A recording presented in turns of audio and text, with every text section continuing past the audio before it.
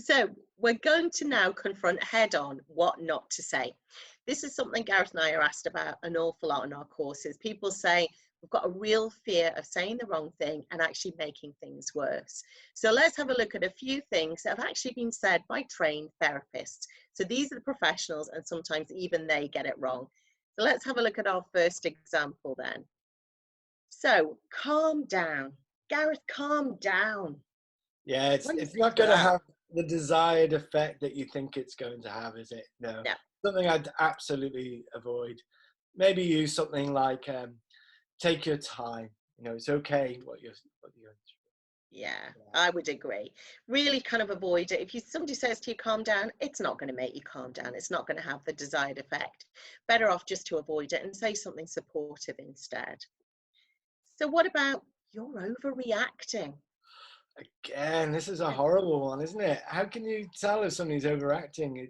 The the situation that they're facing is very personal to them. So yeah, I would just again just you know take it. I not even commit to say something like I understand because that could wind them up. Just it's okay. Sounds important to you. Yeah.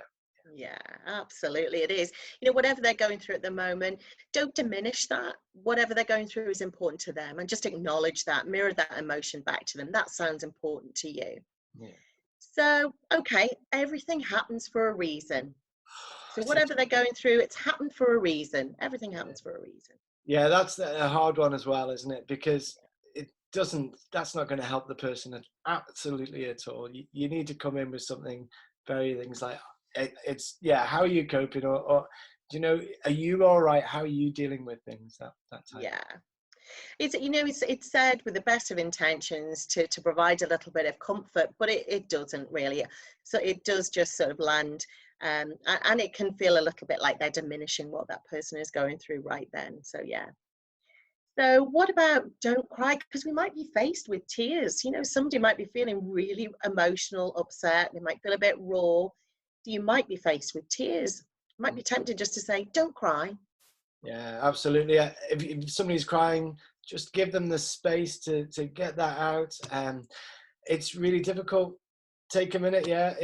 With I find it really tricky with blokes to blokes because if blokes start crying in front of another chap, it does feel uncomfortable for some reason. I think it's possibly because women are more open with their feelings and their emotions, but I think it's even more important for guys to understand that it's absolutely fine. And you know what? Take your time, just get it all out.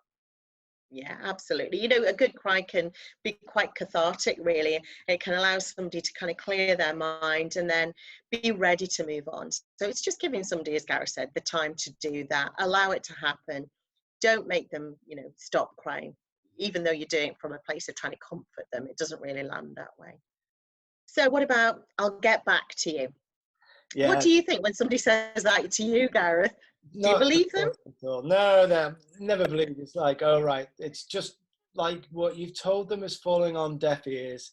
You'd always have to Yeah. follow up with, I will get back to you by X, Y, Z. Yeah. There we go. Exactly right. I'll check in with you by the end of the day. And even if you don't have the answer, you don't have something to follow up with them, let them know that. It's just making sure you don't leave it hanging, because really that's a thing that could easily break trust with somebody. And that's what you're trying to build in this relationship, is that trust. Thanks. Bye-bye.